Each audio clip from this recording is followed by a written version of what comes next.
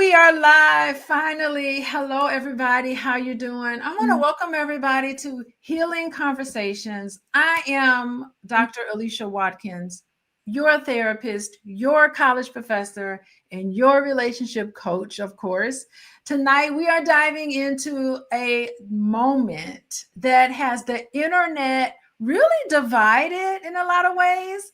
Ayesha Curry, you guys, sat down for a really, really interesting interview on Call Her Daddy. I've never even heard of this before, but she spoke openly about her journey. She talked about marriage, she talked about motherhood, she talked about her own identity and self-discovery. She gave this talk.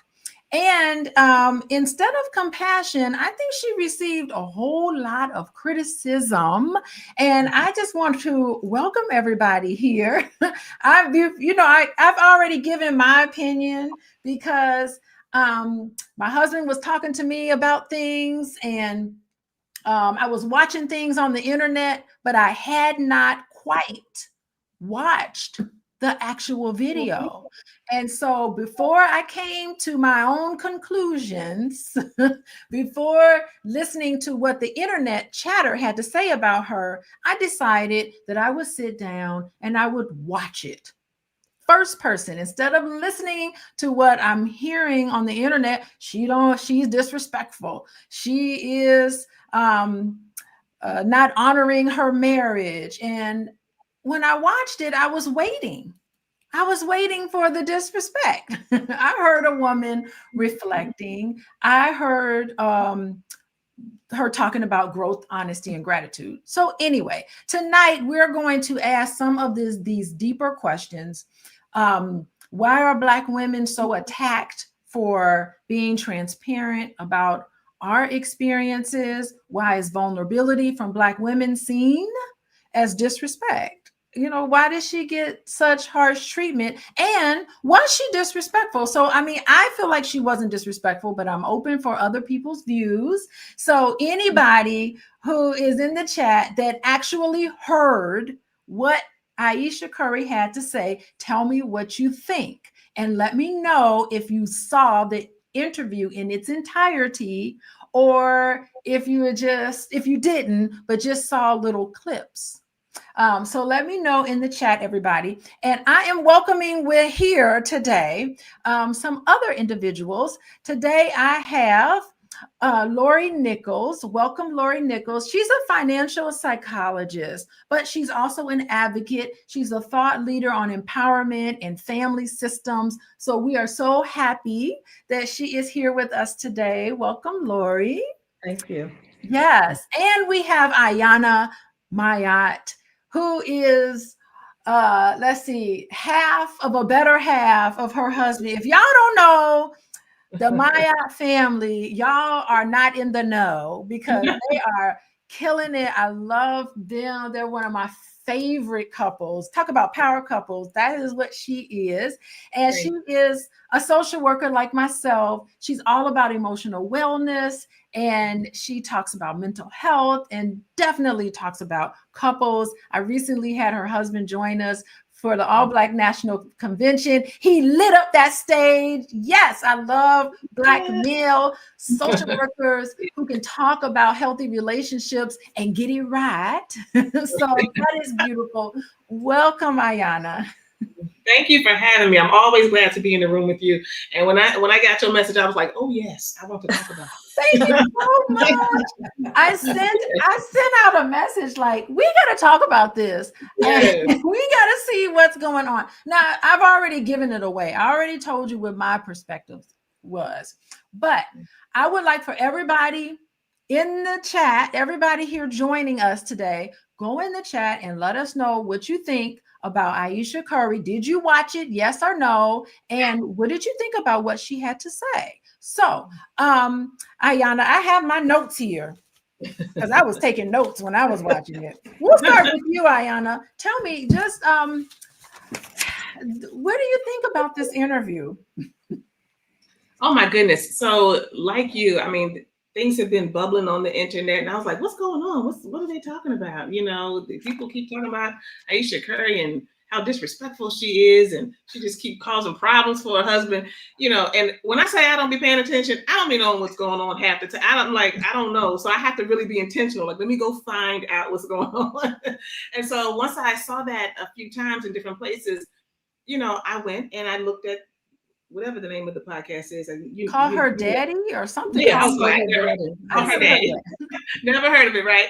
And so I watched it earlier today, and I was waiting, and I was waiting, and I was like, oh my goodness. I was getting angry the more the time went on. That's my go-to emotion. I'm still working on that, but I was getting angry, like, dang, she can't talk about where she was, where she is, and she can't be real about all of the nuances of being a woman, a mother, and also the honesty around how you feel when you have someone who has a big spotlight. Can her humanity come in there, or she just got to be the good wife? Like, I was getting irritated, and then I went over to a couple other YouTube accounts where I saw people talking about, and they were like, this disrespectful wife. I mean, she keeps making him look bad. And I was like amazed. I'm like, am I not getting something? So I absolutely, just I will say this and begin like this. This is seemingly a pattern of behavior, and I'm going to talk about specifically in our community. It may be, I think, for women in general, but for our community in terms of people of color and Black folks, giving no grace, wanting us to show up a certain way, be a certain way, and say all the things that make it look good. And you cannot be human. You cannot have real tension. But men can have tension. And I'm not trying to make it a comparison. It's like, oh, we expect that. But we can't have the tension. We can't have ambition and want to parent. We can't say, I didn't want to be no mama. But that was the path that God set for me. And I'm on it and I'm doing it well. But that was a struggle. Like, what in the hell? Like, we can't be real. That's what I came to. You know what? I love that you're talking about anger, because I really got heated.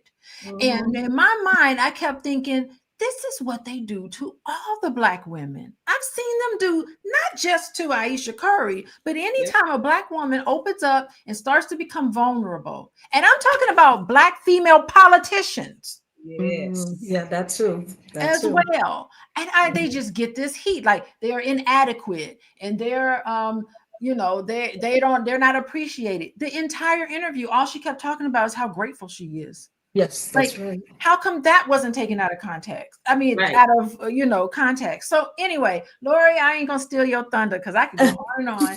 Tell me, what was your initial response to watching the video? Yeah, I was waiting for that boom to drop too, in terms of her saying something disrespectful about her relationship. And all I saw was a woman who fell into wanting to raise her children and decided, there's a piece of me missing. I want to find my piece of my identity and reclaim that. She wasn't talking about, leaving the husband, leaving the children. She just talked about, I want something for me. Yeah. And to me, there was nothing wrong with that. She had that life when she was little in terms of the acting growing up. And then, she met Steph. They had a baby. She said it wasn't expected. They had the baby. And then she just felt like, I need me. I need to find me again. That's really interesting. I'm here looking at this, at the comments here, and I have Jerome here, and he's saying she shouldn't be disrespectful to her husband, period. It's a difference between being disrespectful and vulnerable. Jermaine, my question for you is, exactly where did she become disrespectful? Like I want to be respectful to your comment because I want to make sure that I hear you out, but I want to know how and where is she being disrespectful, because I was really looking for it. And I think what's really interesting is that I heard other people say that she didn't really want to get married to Steph Curry. That's what the internet buzz was saying. But when I actually listened to what she said, I had never wanted to be married.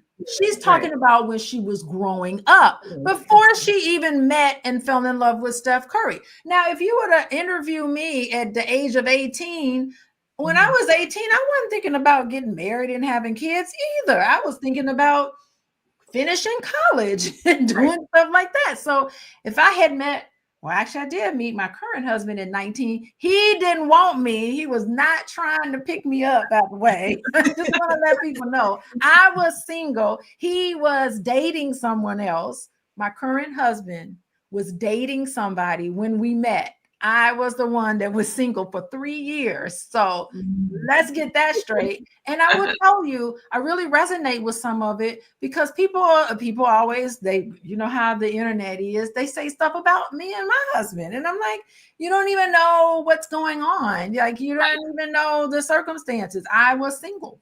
He didn't. He was the one that was in a relationship. So we were friends. I'm going to be respectful of him and his current situation. So I don't know. I think that was really kind of interesting how that was taken out of context, the little snippets that went on in the air and taking out of context. So that leads me to my next question. Like, she started reflecting on how young she was when she got married. Why do you think that level of honesty triggered so many people about, you know, the fact that she was young when she got married, the fact that, you know, she talked about, I married him not because I wanted to be a wife. She said, I married him because I loved him. And I think, you know, that was a really good point because it's not like there's so many people walking around wanting to be somebody's wife and not even thinking about, do I actually love this person? Right. Yeah. Ayana, let's go to you. What do you think about that statement? Yeah, you know, I think the first of all, there's a lot of culture out here that perpetuates this whole piece around women having to kind of look a certain way, be a certain way, and in so many ways, the goal, getting to the bag, is getting a man and getting a husband. I mean, that was not. I didn't grow up thinking about the dress and the way. I didn't. So I resonated with that. Like, I wasn't thinking about that. I was dating and stuff, but I wasn't, as a teenager and stuff. But I just wasn't like, oh, I'm going to get married and I'm going to have children. There are people who that is their story, but that wasn't mine. And if you come outside of the story of what the quote unquote American dream looks like and how it looks for a woman and a man to come together and grow and then have children and then go and multiply and be together. If you come outside of that pretty little story, people get perturbed by that. And I also heard a lot of, I don't know, do y'all hear feedback? Or y'all good? Do y'all hear I can hear you. You're good. Yeah, I can hear you. All right. But I also see that there's a lot of intolerance for people being able to have, it's something, this is the way I can put it. If you in any way appear to be getting a benefit, to have some level of privilege, to be experiencing a blessing in any way, you have something perhaps that other people might not have. Maybe it's a good marriage, maybe it's an NBA husband, whatever it is, right? Like, whatever it is, people are like, be happy and be quiet. You can't be at the height of heights, living life in a way that we admire, and then say that there's some tension there. Like, people just don't have any tolerance for that. And it's very fascinating to me because we know, I mean, I think about Robin Williams, who was was a big time comedian, and he, committed suicide, God rest his soul. He had lots of tension around the space that he's in. We know that this exists. So whether you're the person who's in the spotlight or you're next to the spotlight, why do we seem to lose our humanity the higher up we go in terms of how people perceive us? That, like, you should just be happy. But it's the same thing that back in the day people would tell wives, I know he stepped out and I know he went down the street and around the corner, but let me tell you something, but he come home every day and you got a roof over your head and you got a place for your children. And so you just, forgive him and keep going. That's toxic. So I don't know what that's about. Maybe y'all can hit me to it, but it is the culture. It is the culture, and it's sickening. It really is sickening. And you're right. I mean, she said that she would get that sort of response from people who would interview her. They would be like, why do you want to have a brain? You're supposed to sit in the stands when your husband's playing basketball and look pretty. Like, that's her job, to be in this box. But the beauty of it was Steph Curry's response, because he said, look, I encourage you to go and do and be what you want to be. He encouraged her the entire time. He said, look, I don't care what anybody says. You want to go to culinary school? Go to culinary school. You want to start your own business? Start your own business. And it was their relationship that I feel like it was really a signal of what we could consider healthy relationship. Ain't no drama been going on between the two of them, by the way. We ain't heard about him stepping out and doing all of those things. It was really, truly pure love between the two of them, from what I'm seeing, and she was really transparent. Yeah, she encouraged her to go and live her dream. Oh my gosh. Exactly. And I think that's so key, because communication between the two parties is most important.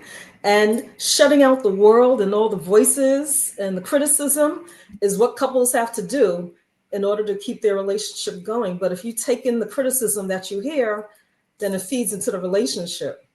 Yeah, that's so important. And you know what is so interesting is, I was talking to my husband, we watched it together, and I said, I want to know, because we don't always agree on all the things. And I'm like, I want to know from your perspective, like, was she off? Like, did she miss something?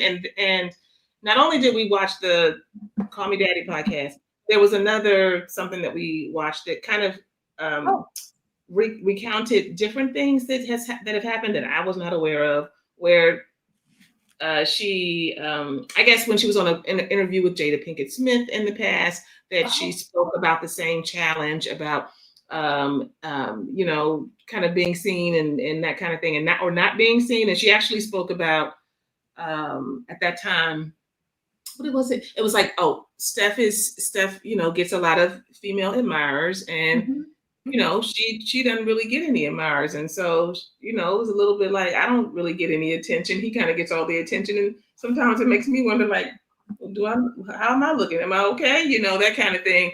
And people were coming for her. So it's like a stack up of things over time, where she's just been truthful about being in the spotlight. And people say, oh, she's jealous of her husband. And why are you looking for somebody to look at you when you're a married woman?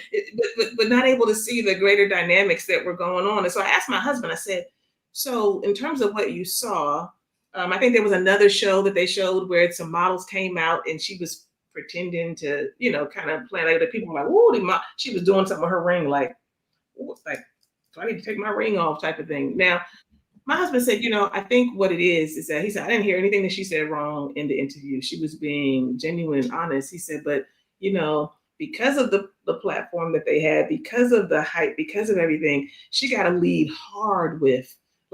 really hard with not her story of, oh, I had a hard time. I wasn't really thinking about being a mom, or I feel like I was not in the spotlight. But she got to lead hard with, this has been my journey, but let me first tell you how much I love my man, and how he is everything. And, and how this is, the path that I've been placed on. I didn't see it this way, but God has, done a great thing. And I've had so many doors open, and I'm so grateful. He said she spoke to it, but she got to go hard in the paint with it, because if it were me, this is what my husband said. I mean, I might be a little bit like, you could have leaned in on it a little bit more, so that, and I said, well then, but is she doing that? Would you be saying to do that because you're unsure, because you want the people out there who are looking and making commentary to be clear? He said, the people out there. And at the end of the day, that's not right, but that's what they got to navigate. She should have just leaned in a little harder on it, and that would have been better.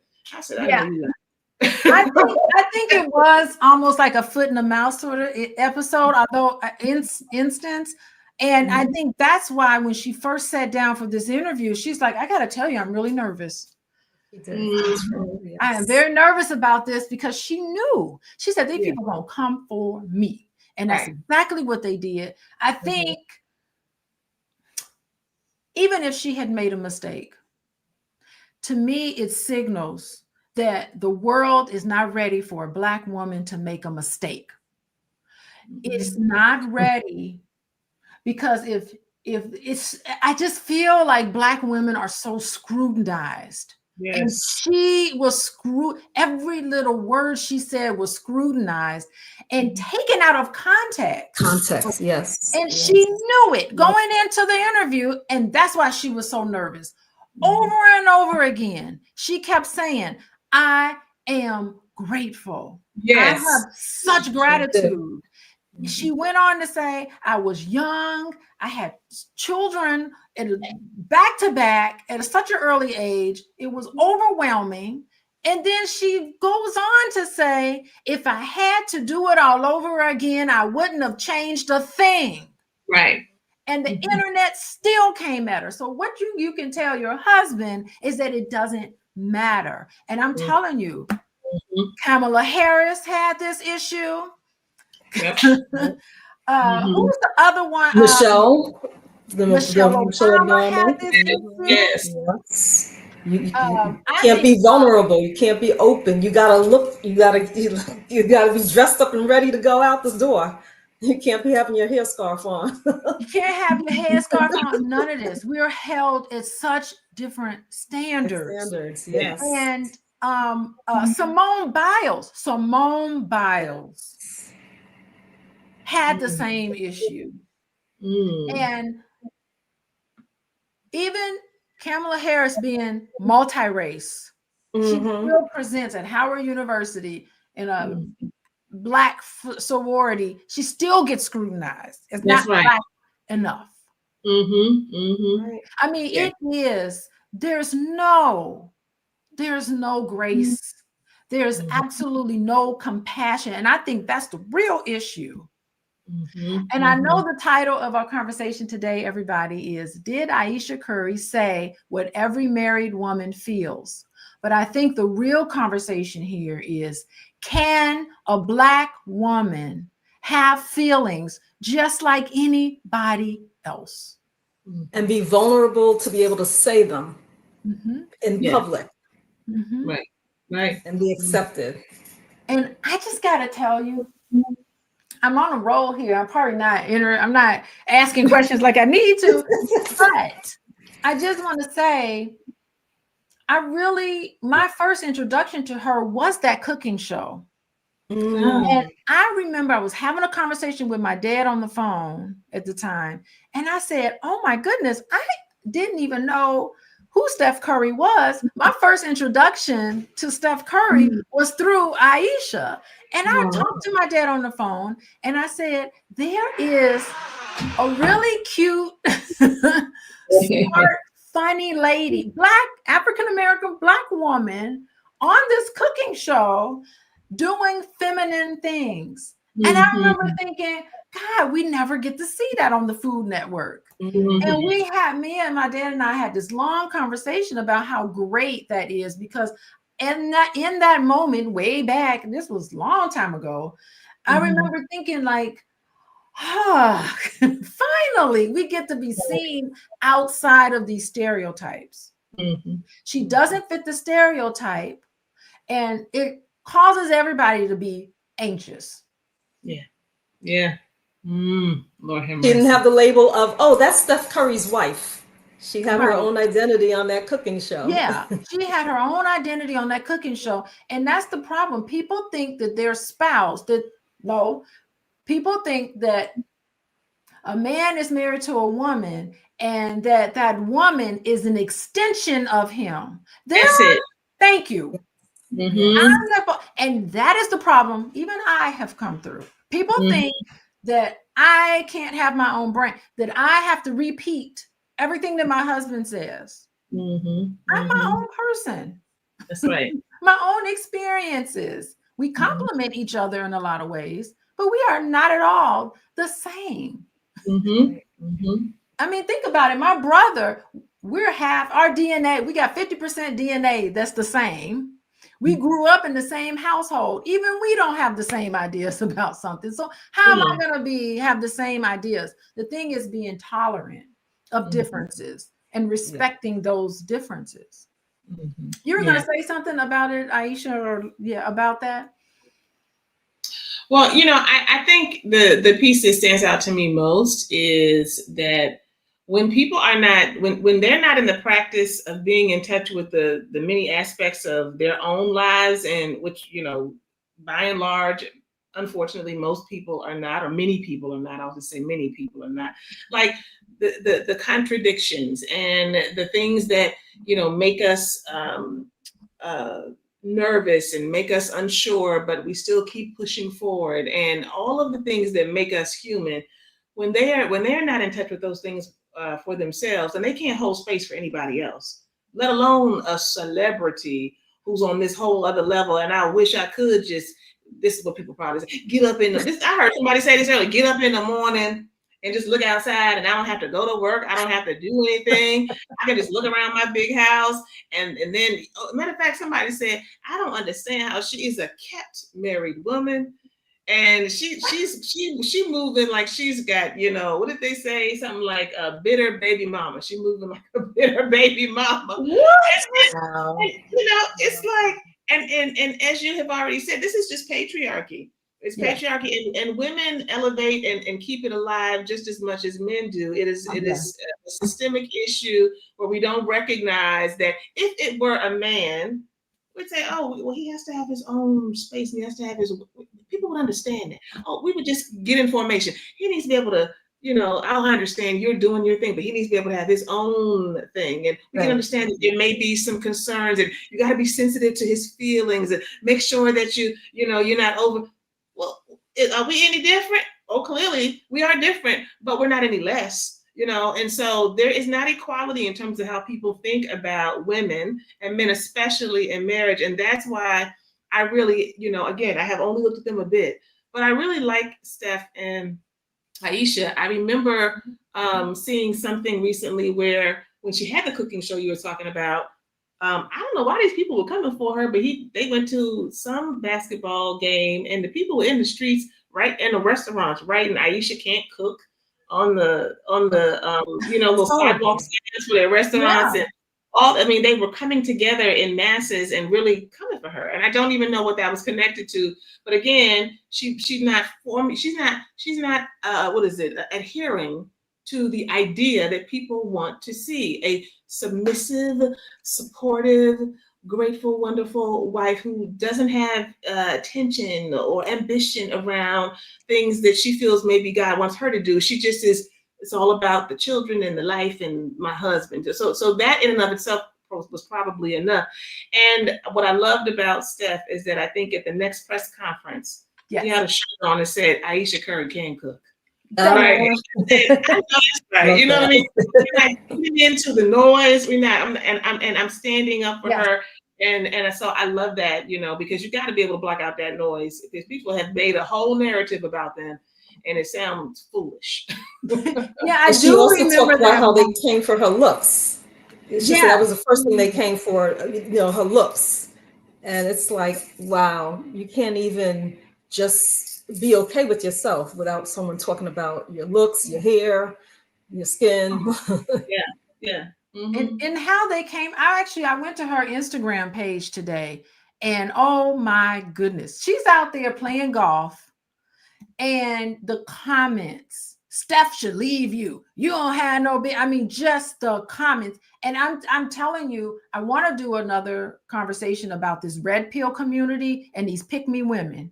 I want to do a big one about red pill and pick me's who are just terrible when it comes to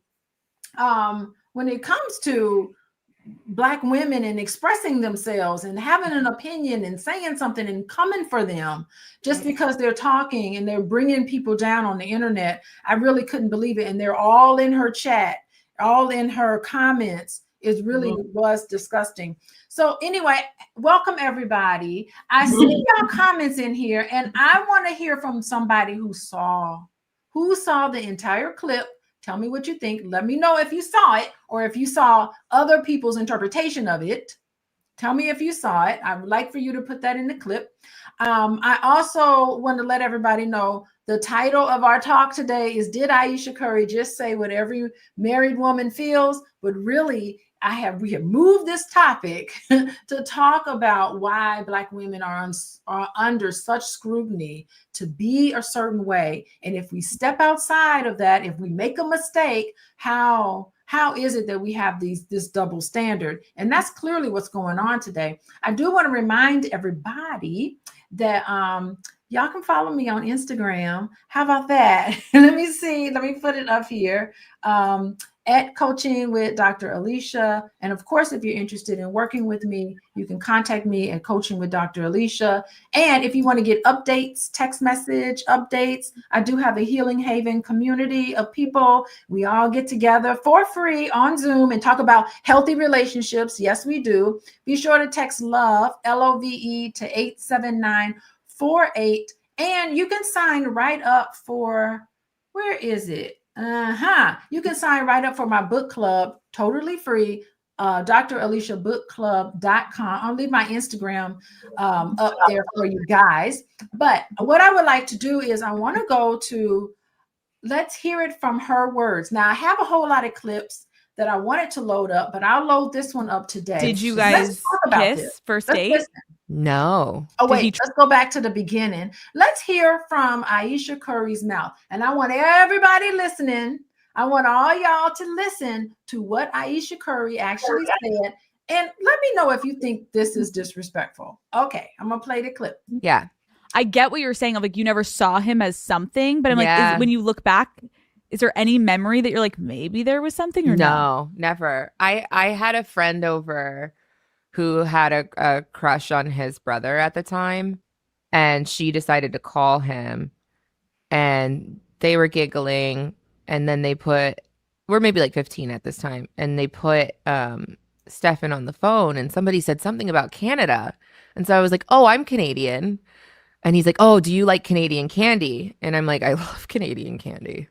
And so my aunt was coming into town from Canada, and so she brought some for me. And so I was like, oh, I'll bring you a bag to church the next time we're at church. See, it was meant to be. It was meant to be. I bring the bag, and I literally, everybody's watching. I hand it to him, and I don't say anything to him. I just shove it and walk away. Like, that's how shy Ayesha. I was.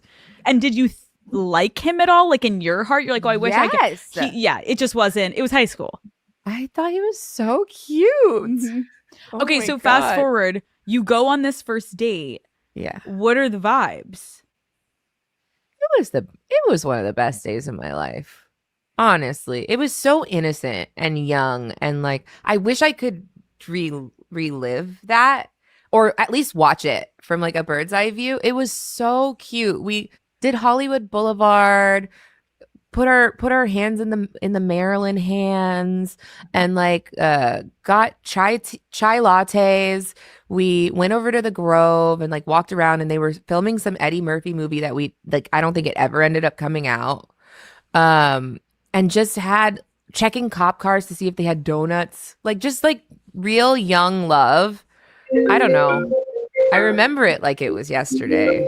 I feel like when you have one of those first dates, though, like I feel that way about my husband. I always say that to him. I'm like, oh my God, what I would give to relive that night, or at least holds. Did you guys kiss first date? No. Did he try? No, he tried. So shortly after that, I got a really bad bout of laryngitis. Stop. This is so random. And my throat was so swollen. It was like, and I panicked, and I was like, Mom, Dad, I want to come home. And so I went home, and he was like, I'm home. And so you're laid up with laryngitis.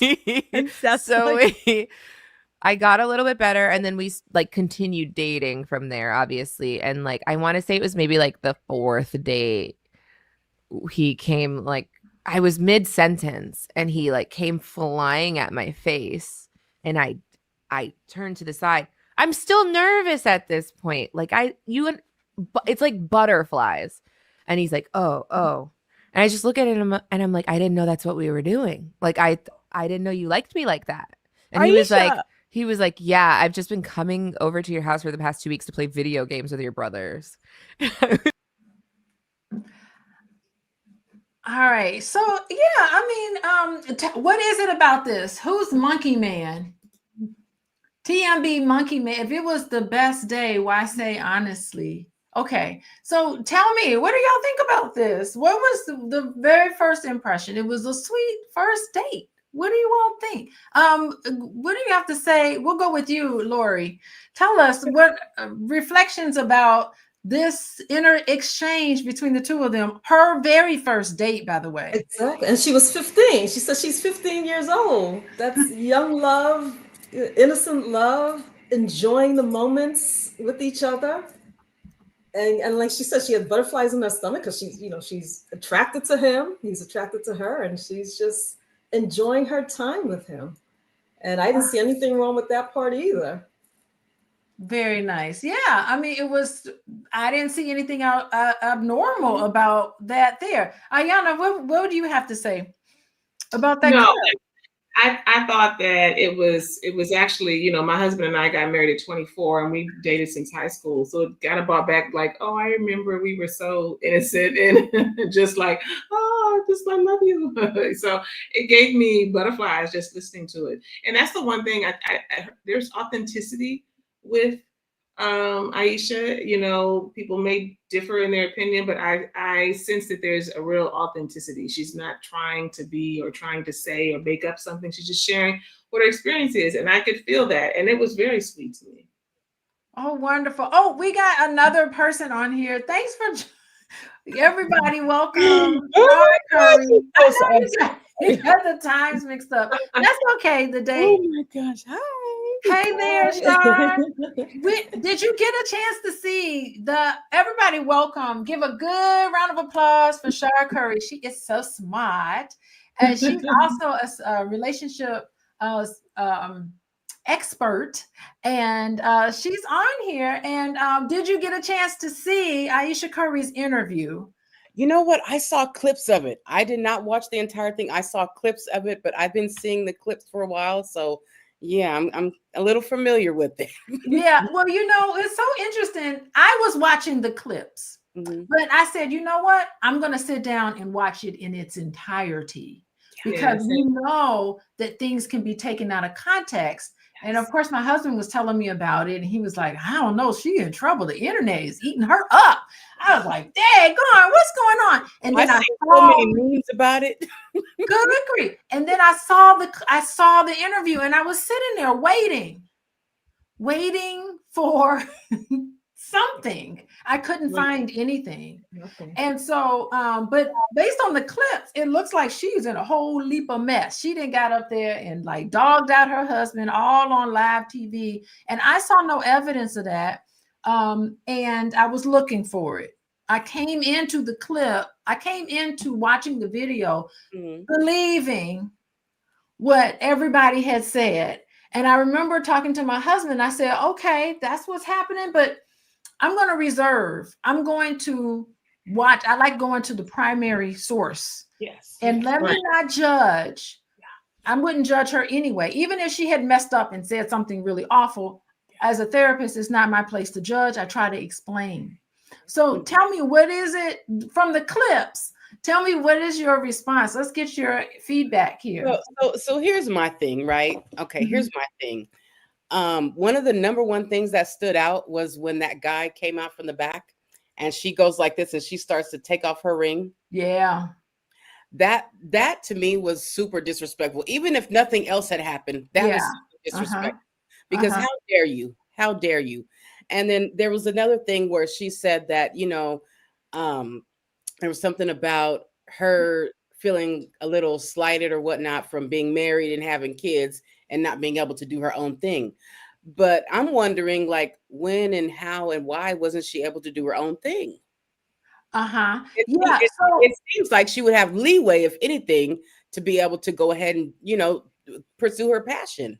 Right. So that's interesting. But if you watch this video, she speaks about that. And she said that it was her husband that encouraged her, because she got married really young and had those children right away. But in her mind, there were things she wanted to do. She talked about how she was a creative and having children is creative, right? But there's all sorts of ways that you can show and demonstrate your creativity.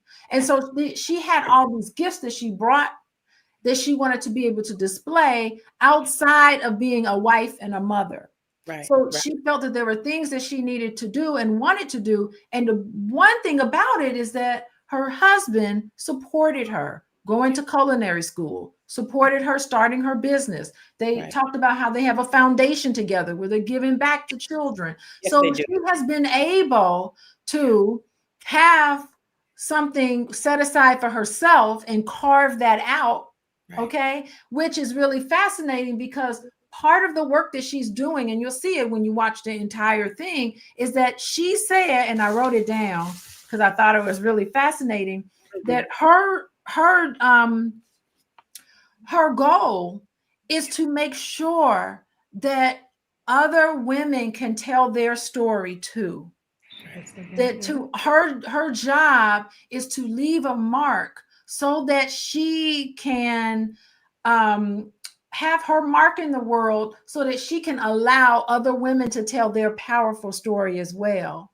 So that was kind of her legacy. And she never said, she sounded like she never wanted to be married. Yeah, she said that when she was 19 years old, that she wasn't thinking about being married. She never knew that she would want to be married, but she met Stefan. She fell in love with him. And that's why she married him, because she loved him. So she wasn't identifying herself by this married symbol. Right. But she's like, oh, I married him because I love him.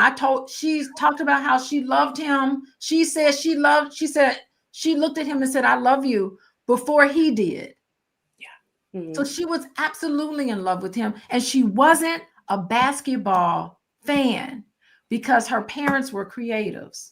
And she encouraged him to continue and to finish his education. So she wasn't even interested in the glitz and glamour of being a basketball wife. She loved this man, which is what she said. So I do want to let everybody know that we just scratched the surface here. I am looking out for how Black women are scrutinized. It really got me angry. Ayesha, I am with you with this anger. Not Ayesha, I'm sorry, Ayana. I am with you. There's too many A's. I thought you was talking to Ayesha Curry, child. No, I'm not talking to Ayesha Curry. I'm talking to you, Ayana. I'm with you with this anger. Because I really was waiting, and I started looking at some of the comments, and it was clear that none of those people had seen it in its entirety. And I think it's important before we start to get on these bandwagons to watch the whole thing and to things get taken out of context. Because she said, yeah, I didn't even want to get married. But when I met my husband, when I met him, I fell in love with him. And, at that young of an age, you would want to have a career. I didn't want to get married at 19. Right. Absolutely. So that makes sense, right? It makes sense. I can understand it from both sides, but So we're going to wrap up today. There's so much more that we could say. I would like for, let's give some final words. And if anything, y'all let everybody know where they can find you. Let's start with you, Miss Lori. Final words and where people can find you. Okay. Well, I definitely got to watch the entire program, and I just found it fascinating how women are still, being their voice. They need to just keep quiet and lay low. Women are still being unheard. And my final words are, women should continue to have their voice. They should continue to follow their dreams. And that's most important, and not lose themselves in a relationship. So Excellent. And where should people come if they want to find you? Where should they find you? On Instagram, it's LALN, Living a Life of Knowledge and Purpose, LALN on Instagram. And also my website is The Financial Recovery Doctor. All right. Thank you, Lori. Okay. Then let's go to Shar Curry, and then Ayana will end with you. Okay, Shar, let everybody know where to find you. And yes. Yeah, so I am Shar Curry, aka Says What She Wants, the #1 female advocate for men, but also a sister to women. Thank you so much, Dr. Alicia, for having me today. We have to always do it again, of course. And my take is this: if you're going to choose to get married, then walk that walk. Don't disrespect your husband. Don't disrespect yourself. Don't disrespect your family or your union. But make sure that when you get ready to do this, that you're ready. And if you're not, then make sure you step aside because you might be holding somebody else's husband hostage. Oh my God, that is funny. Holding up, we don't want to hold somebody else's husband hostage. Yeah. And let that man go. Okay. Ayana, give us your last words and where people can find you. Sure. Thank you so much again for having me. I love this conversation. I wanted to talk about this today, so this was just on time. It was on time. Everybody can find me at Black Love and Marriage. BLAM is the acronym, but Black Love and Marriage on all platforms. And I think what was most important for me to lift up is that Black women, as I think it was Malcolm X said, are the most unheard, unseen, unvalidated, and unsupported group of people. And not only do the greater society participate in this, white supremacy is an institution that supports this, but Black people do it. Black women do it, Black men do it, and we don't even recognize it. And so it is okay to be nuanced. It's okay to have a mixed bag. It's okay to say, I was unsure, but I love my man. And it's not disrespectful to be able to speak your truth.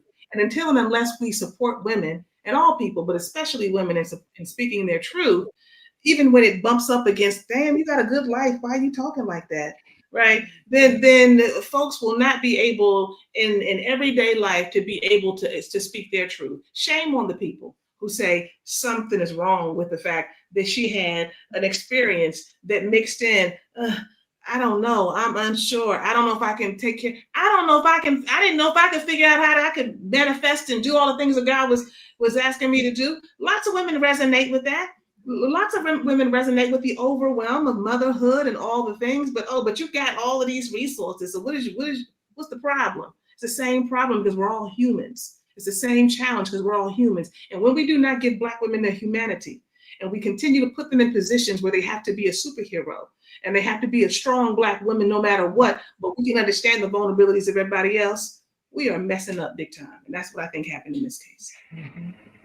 Oh, wow. Okay. Excellent. Be sure to check her out at BLAM. I love that whole BLAM. That is so great. Yeah, I mean, I am with each and every, the three of you, the three of you. I guess Shar is gone, but yeah, I definitely agree with this. I think Black women deserve to be respected. If we want to talk about respect, Black women deserve to be respected. And when you respect Black women, you are allowing them to have a color of feelings and a color of emotions without the label of a betrayal. She was grateful, but still wanted more for herself. That's called growth, not ingratitude. I think that when we silence Black women for expressing how they feel, we repeat the very trauma in our community of which we claim we're trying to heal from. Healing means protecting the softness, I think, in Black women, not policing Black women. Yes. And I think a lot of us was on the bandwagon, and I almost was on there too. I almost was ready to get on the bandwagon, but I had to stop and say, you know what? I'm going to be smart about this. Before I draw my conclusions, I am going to go straight to the primary source of that interview. And to get to that interview, I had to sift through all of these terrible red pill comments. I'm telling you, this red pill community is awful. I've been reading some articles about, maybe that's a whole nother conversation. I've been reading some articles about wives who have been saying, help, my husband has been taken by the red pill. I don't even recognize him anymore. Something is going on here that is very divisive among men and women. And I've been reading up on a lot of fresh research on this very dynamic. But somebody said they took both pills. That's so funny. Red and the blue pill. All right. We love you too. We love you, Black Lexicon. Glad that you are here today. So anyway, everybody, please, if anything, please go and watch this video. on Call Me Daddy. Is that what it is? Yes, Call Me Daddy podcast. I don't know what that is about. Anyway, that's my take on everything. Thank you guys for joining me last minute. A lot of you guys are last minute. And thank you, everybody. Be sure to go to Coaching with Dr. Alicia if you want to work with me individually. Go to @Coaching with Dr. Alicia. Follow me on Instagram. And of course, as always, text LOVE, LOVE to 87948. You're going to get some information from me about healthy relationships. That's what you're going to get. And then you can join my book club. It is free. You don't have to pay anything but attention. And it is draliciabookclub.com. We meet every Sunday night, and it is so much fun. Y'all missing it if you're not there. Anyway, thank you, everybody. Bye-bye. Bye.